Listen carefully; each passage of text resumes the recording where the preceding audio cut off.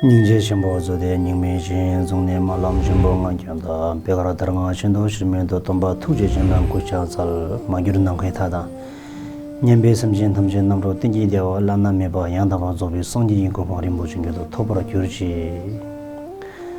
मेरो परम गुरु किम्बो संगीरङ जोरिम बुर्सेलाई त्रिकाय द्वारा जुन अब वन्दना गर्दै अनि हजुरहरू सबैलाई पुनः हाम्रो एनबी टिभीमा स्वागत छ र जुन देश विदेशमा रहनु भएको सबैलाई पनि मेरो नमस्कार छ र आज म यहाँ हजुरको माझ उपस्थित हुनुको मूल कारण मैले पूर्वमा पनि बताइसके र आज म यो ठाउँमा अनि जिनपुत्र आचरणको दोस्रो श्लोक लिएर म यो ठाउँमा उपस्थित भइरहेको छु र दोस्रो श्लोकमा अनि विशेष के बताएको छ भन्दाखेरि उहाँले म यो जिनपुत्र आचरणको शास्त्र रच्छु भनेर चाहिँ उहाँले अनि प्रतिबद्धता उहाँले जनाउनु भएको छ अनि त्यो टिबेटन भाषामा कसरी बताउनु भएको छ भन्दाखेरि अनि फेन्डे जुङ्ने जोबे संज्ञानम धम्सो डुबले जुङ्दे त्याङ अनि त्यही लाग्लेन सेला रागलेबे ग्यालसे नाम जे लाग्लेन सेपरचा भनेर यस्तो तरिकाले बताउनु भएको छ।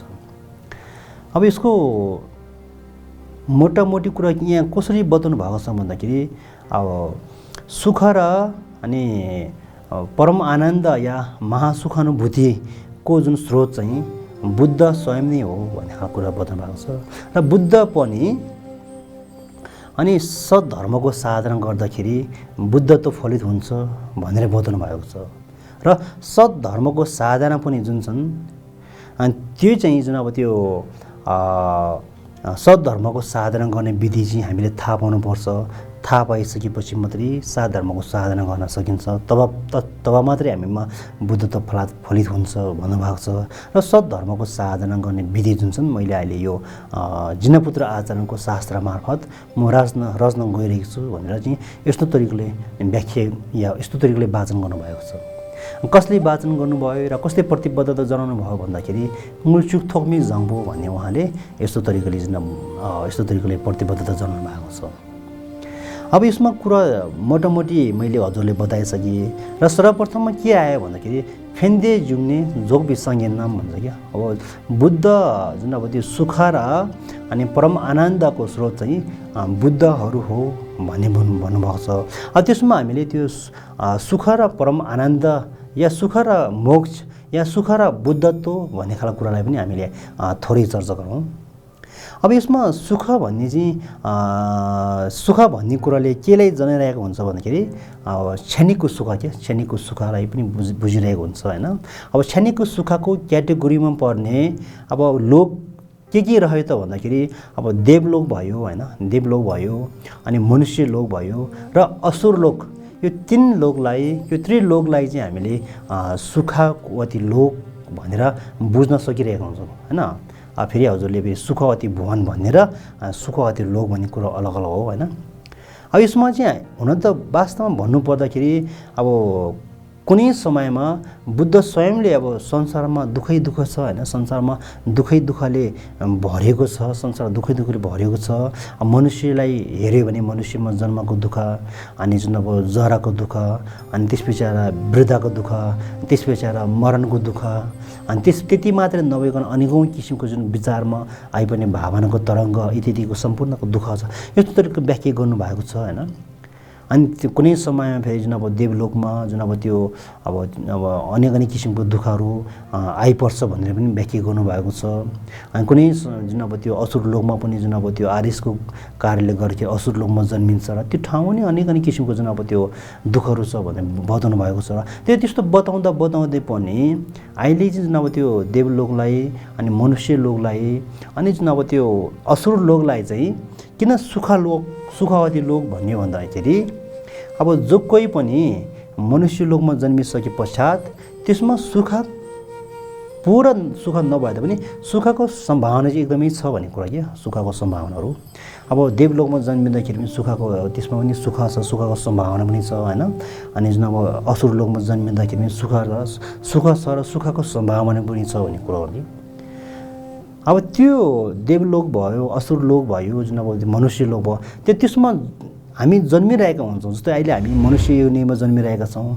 मनुष्य योनिमा जन्मिने जुन जन्मिनुको मूल कारण पनि होइन त्यो हामीले वास्तवमा हामीले त कारण थाहा छैन नि। हामी त जन्मिँदा अन्धधुन्धमा जन्मिरहेको हुन्छौँ होइन। अब हाम्रो समय अन्धधुन्धमा सकिरहेको हुन्छ होइन।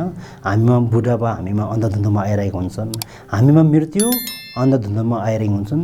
र हामी अब मेरो भनेको मतलब के हो त भने कि हामी जन्मिँदा पनि अन्धधुन्धमा जन्मियो र मृत्यु हुने समय पनि अन्धधुन्धमा मृत्यु भइरहेको हुन्छ। हामी जन्मिने टाइममा अनेक किसिमको वासनाको कारणले गर्दा जन्मियो होइन।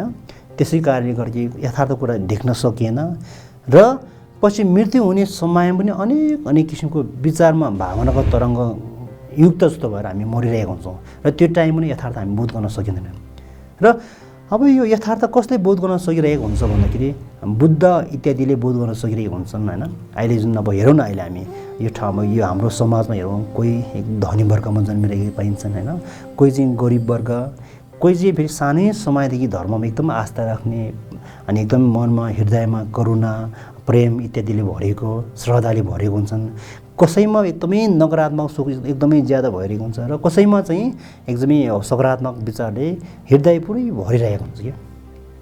अब त्यस्तो प्रकारको खास किन यो कसैमा राम्रो खालको सोच कसैमा नराम्रो खालको सोचले अब सानैदेखि कसरी भेद हुन गयो भन्ने खालको एन्सर त न त अहिलेको आधुनिक विज्ञानसँग यस्तो एन्सर छ र न त अन्य कोही व्यक्तिसँग नै छ। तर यस्तो प्रकारको सबै कुराको जानकारी र सबै कुराको यस्तो ज्ञानहरू चाहिँ बुद्ध स्वयंसँग भइरहेको हुन्छ भन्ने कुरा चाहिँ।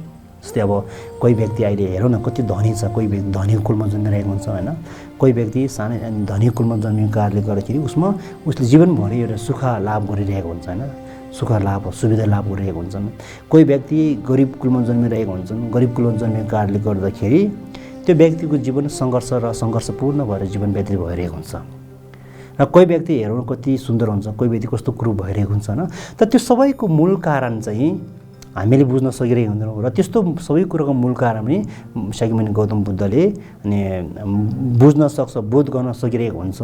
र बोध गरिसकेपछि स्वयंले तिमी यस्तो ठाउँमा जन्मिने मन छ भने तिमी यस्तो खालको कर्म गर्नुपर्छ, यस्तो खालको कृत्य गर्नुपर्छ, यस्तो खालको भावना गर्नुपर्छ र यस्तो खालको चित्तहरू उत्पादन गर्न सक्यो भने तिमी यो ठाउँमा जन्मिन सकिन्छ भनेर उहाँले हामीले मार्ग देखाउन सक्नुहुन्छ।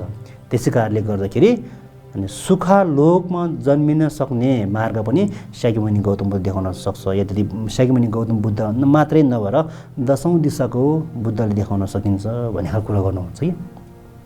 अब यो त सुख भयो। अनि त्यसपछि आएर अनि परम आनन्द या जुन अब त्यो महासुख भन्ने भन्छ नि, अब त्यो हामीले मोक्ष महासुखलाई हामीले मोक्ष या निर्वाणको नामले पनि हामीले बुझ्न सकिरहेको हुन्छौँ होइन। निर्वाण भन्ने कुरा र जुन सुख भन्ने कुरा अलग अलग कुरा भयो होइन। सुख भन्ने कुरा अलग हो र निर्वाण भन्ने कुरा अलग हो। सुख त जुन हामीसँग प्रशस्त सुविधा छ भने हामीले सुख प्राप्त गर्न सकिरहेको हुन्छौँ। जस्तै उदाहरणको लागि हामीलाई भोक लाग्यो होइन, अनि खाना छ, खाना खायो, त्यो हामीले सुख प्राप्त गऱ्यो नि त होइन। प्यास लाग्यो, पानी पियो, अनि प्यास मेटिन्छ, अनि त्यो सुख भइरहेको हुन्छ। अनि जस्तै गर्मी लाग्यो, फ्यान चलायो या एसी चलायो, त्यस मार्फत पनि हामीले सुखहरू अनि प्राप्त गर्न सकिरहेको हुन्छ कि। भनेपछि सुख भन्ने कुरा र अनि त्यो परम आनन्द या जुन अब त्यो निर्वाण भन्ने कुरा अलग अलग कुरा हो। हामीले यसलाई चाहिँ हामीले अलग ढङ्गले बुझ्नुपर्ने हुन्छ। अब यो सुख चाहिँ जुन अब त्यो सुखको प्राप्त गर्ने खालको सुविधा चाहिँ देवलोकमा भइरहेको हुन्छ, मनुष्य लोकमा भइरहेको हुन्छ र जुन अब त्यो असुर लोकमा पनि भइरहेको हुन्छ होइन। असुर लोकमा भइरहेको हुन्छ, यो चाहिँ सुख भयो। त्यसपछि आएर अनि परम आनन्द भन्ने कुरा के हो या मोक्ष भन्ने कुरा के हो, निर्वाण भन्ने कुरा के हो भने अनि जुन अब त्यो सुख र दुःखबाट पूर्णतया रूपमा मुक्त भइसकेको अवस्था क्या होइन। सुख र दुःखबाट पूर्णतया रूपमा मुक्त भइसकेको अवस्थालाई हामीले परम आनन्दको नामले सम्बोधन गर्न सकिरहेको हुन्छौँ। भनेपछि अब हामीले यस्तो तरिकाले बुझ्नुपर्ने भयो, सुख र दुःखमा हाम्रो चेतना रहिरहेको हुन्छ होइन। चेतना भएकै कार्य गर्दाखेरि त्यो चेतनामा कहिले जुन अब त्यो चेतनामा कहिले सुखको अनुभूति भइरहेको हुन्छ। चेतना भएको कारणले गर्दाखेरि, विचार भएको कारणले गर्दाखेरि त्यो विचारमा कहिले दुःखको अनुभूति भइरहेको हुन्छ कि। अनि दुःखले जति हामीले तडपाइरहेको हुन्छ, सुखले पनि त्यति नै तडपाइरहेको हुन्छ क्या। सुखले पनि त्यतिकै तडपाइरहेको हुन्छ। उदाहरणको लागि हामीले जुन अब हेरौँ न, अब उदाहरणको लागि जुन अब सुख र दुःख भन्ने एउटै सिक्काको दुईवटा पाटा अरे खासै, एउटै सिक्काको दुईवटा पाटा हो होइन। यदि सुख छ भने दुःख अवश्य पनि भइरहेको हुन्छ र दुःख छ भने सुख अवश्य पनि भइरहेको हुन्छ, एउटै सिक्काको दुईवटा पाटा हो होइन। यदि जुन अब दुःखलाई मेटाउनु पर्छ भने सुखको अभिलाषा पनि हामीले छोड्नुपर्ने हुन्छ भन्ने खालको कुरा आउँछ क्या। दुःखलाई मेटाउनु पर्छ भने सुखको अभिलाषा पनि मेटाउनु पर्ने हुन्छ, सुखको अभिलाषा पनि हामीले छोड्नुपर्ने हुन्छ। यदि पूर्णतया रूपमा हामीले सुखको अभिलाषा छोड्न सक्यौँ भने त्यो समयमा दुःख पनि त्यो आफसे आप अनि स्वयं मेटिएर जान्छ भन्ने खालको कुरा पनि हामीले बुझ्न सकिरहेको हुन्छौँ। भनेपछि सुख र दुःख भन्ने जुन छन् त्यो जबसम्म हामीमा चेतना रहिरहेको हुन्छन्, जबसम्म हाम्रो विचार रहिरहेको हुन्छन् होइन, जबसम्म विचार रहन्छ तबसम्म विचारको तरङ्गहरू रहिरहेको हुन्छ र तरङ्ग समाप्त नहुन्जेलसम्म त्यसमा सुख पनि घटिरहेको हुन्छ र त्यसमा दुःख पनि घटिरहेको हुन्छ। अब यो अचम्म लाग्दो कुरो त के छ भन्दाखेरि अनि दुःखले मान्छेलाई मृत्युसम्म पुर्याइरहेको हुन्छ, दुःखले मात्र नभएर सुखले पनि मान्छेलाई मृत्युसम्म पुर्याइरहेको हुन्छ। जस्तै अब हजुरमा कहिल्यै नघटेको घटना एउटा घटिदियोस् न होइन, जस्तै एउटा ठुलो लटरी लागियोस् होइन, त्यो ठुलो लटरीले अनि हजुरमा मृत्यु ल्याइदिइरहेको छ। अहिले त हामीले जुन यो समाजमा एकदमै ठुल्ठुलो खालको घटना सुन्न पाइरहेको हुन्छ नि। एउटा आफ्नो छोरा अमेरिका पुगिसकेपछि छोरा अमेरिका पुगेको कारणले गर्दा आमामा असन्देह खुसीको एउटा हर्ष उल्लास झरिरहेको हुन्छ। त्यो समयमा खुसीको क्षणमा त्यो हृदयघात जस्तो भएर आमाको मृत्यु हुने खालको खबर हामीले अनि जुन हाम्रो समाजमा धेरै देख्न पाइरहेका हुन्छौँ, धेरै सुन्न पाइरहेका हुन्छौँ। र त्यो घटना त्यो मृत्यु कसले निम्त्यायो भन्दाखेरि सुखको उद्वेगले गर्दाखेरि निम्त्याएको घटना भयो त्यो। भनेपछि सुखले मान्छेलाई मृत्युसम्म पुर्याइरहेको हुन्छ र दुःखले पनि मान्छेलाई मृत्युसम्म पुर्याइरहेको हुन्छ होइन। यो सबै जुन जबसम्म विचार रहन्छ तबसम्म सुख रहन्छ र तबसम्म दुःख रहन्छ। सुख र दुःख हामीले देख्ने टाइममा अलग अलग ढङ्गले देखिँदा पनि सुख र दुःख अलग चाहिँ होइन भन्ने खालको। जस्तै जन्म र मरण अलग नभए जसरी अनि जन्म र मरण अलग नभएको जसरी जुन अब सुख र दुःख पनि अलग अलग कुरा होइन, तर हामीले अलग अलग तरिकाले देखिरहेका हुन्छौँ र त्यसलाई त्यसलाई नै आधार मानेर हामीले आफ्नो आफ्नो प्रकारको डेफिनेसन परिभाषा दिइरहेका हुन्छौँ होइन। यो सुख हो, यो दुःख हो।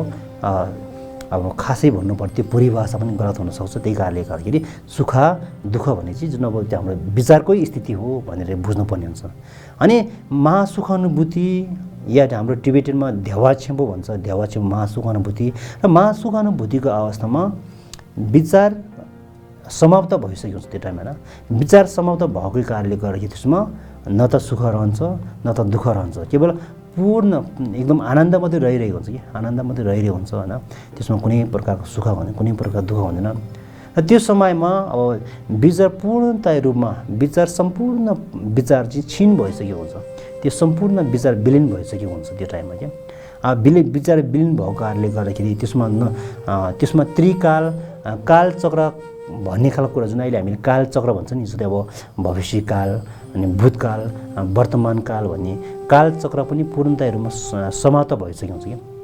अनि अहिले हामी जबसम्म विचार छ अब यसको अब अर्थ के हो त भन्दाखेरि अब जबसम्म विचार छ, विचार भइसकेपछि भविष्यकाल वर्तमानकाल र भूतकालको सम्भावना हुँदो रहेछ होइन।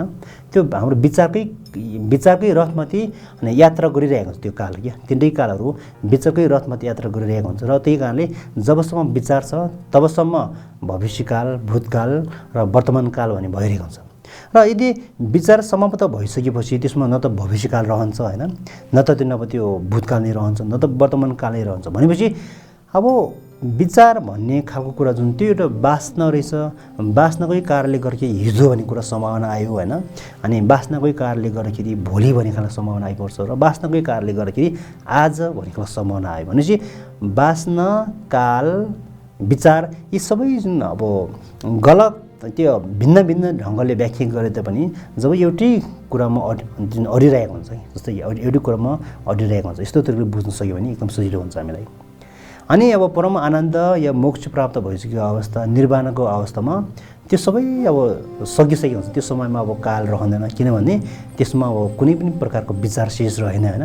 विचार शेष रहेन, विचार शेष नरहिसकेपछि विचारको तरङ्ग या भावनाको तरङ्ग त्यहाँ रहेन। नरहिसकेपछि त्यसमा यो भविष्य हो भने छुटाउने भइदिएन, यो भूतकाल हो भने छुटाउनु भइदिएन, यो चाहिँ वर्तमान हो भने छुटाउनु भइदिएन। अनि त्यो अवस्थामा चाहिँ पूर्णताका रूपमा चाहिँ अनि समयको कालचक्रदेखि पूर्णताका रूपमा मुक्त भइसकेको छ। यो परम आनन्दमा पुगेको अवस्था होइन, साधना फलित भइसकेको अवस्थामा त्यस्तो प्रकारको जुन अब त्यो घट्न घटिरहेको हुन्छ कि अपूर्व घट्न भयो। अनि त्यो समयमा अब सबै कुरा अब जुन समय भयो बिच सबै सकिसकेको हुन्छ, सबै समाप्त भइसकेको हुन्छ होइन। त्यो समय परम आनन्द र त्यो त्यति मात्र नभइकन जुन अहिले अद्वैत भन्ने कुरा जुन छन्, अद्वैत भन्ने कुरा त्यो टाइममा घटिरहेको हुन्छन् होइन। अनि त्यो शून्यता त्यो टाइममा बोध भइसकेको हुन्छन् र अनात्माको जुन अब बोध पनि त्यो टाइममा भइसकेको हुन्छन्। र त्यस्तो प्रकारको बोध भइसकेको अवस्थाले हामीले निर्वाणको नामले सम्बोधन गर्न सकिन्छ र महासुखवतीको नामले पनि सम्बोधन गर्न सकिरहेको हुन्छन् है। यसलाई चाहिँ हामीले परम आनन्द भन्नु पनि भयो, महासुखवती भन्नु पनि भयो, निर्वाण भन्नु पनि भयो है। यसलाई चाहिँ हामी निर्वाण र त्यस्तै प्रकारको सुख र जुन महासुखवती भवन यानि कि जुन अब त्यो निर्वाण पनि बुद्धद्वारा घटित भइरहेको हुन्छ, बुद्धद्वारा नि सम्भावना भइरहेको हुन्छ भन्ने कुरा पनि यहाँ देखाएको छ। अब भनेपछि अब त्यो सुख र त्यो जुन अब त्यो महासुख जुन छन् त्यो बुद्धद्वारा सम्भावना भइदियो होइन। त्यसपछि आएर बुद्ध चाहिँ कस्तो तरिकाले जुन अब फलित भइरहेको हुन्छ, बुद्ध के कारणले जुन जन्मिरहेको हुन्छ भन्दाखेरि अनि के बताउनु भएको छ भन्दाखेरि ताम्सो डुब्ले चुङदे त्याङ्ने सद्धर्मको सही ढङ्गले हामीले पालना गर्नुभयो भने, सद्धर्मको सही ढङ्गले अभ्यास गर्नुभयो भने अनि त्यो अवस्थामा हामीमा बुद्ध फलित भइदिन्छ होइन। सद्धर्म हुन त अब धर्म भन्ने कुरा धेरै छ होइन, धर्म भन्ने कुरा धेरै छ। अब आगोको आफ्नै धर्म हुन्छ, पानीको आफ्नै धर्म हुन्छ। अनि हामीले आगोको धर्म के हो भने सोध्यो भने हामीले के भन्छौँ, आगोको धर्म भन्ने तातो या जल्ने आगोको धर्म हो भने होइन। अब पानीको धर्म के हो त भन्दाखेरि पानीको धर्म बिज्ने या प्यास मेटाउने पानीको धर्म हो भने। वायुको धर्म अनि त्यसै अनुरूप जुन अब त्यो भूमिको धर्म आफ्नो धर्म हुन्छन्, सबै कुराको धर्म हुन्छ कि। तर अहिले थाम्छु भने चाहिँ सद्धर्म हो। सद्धर्म भन्ने चाहिँ के हो त भन्दाखेरि अनि के भन्छ जुन अहिले हाम्रो यथार्थ क्या हो, जुन यथार्थ बोध भएको अवस्थालाई सद्धर्म हुन्छ कि त्यो। हुन त अब हामीले बुद्ध धर्मसँग भन्ने कुरो अलग कुरा त होइन, तर व्याख्या गर्ने टाइममा सद्धर्म अलग तरिकाले व्याख्या गरिएको हुन्छ होइन, बुद्धलाई अलग तरहले व्याख्या गरिएको हुन्छ, सङ्घले अलग तरहले व्याख्या गरिएको हुन्छ भने।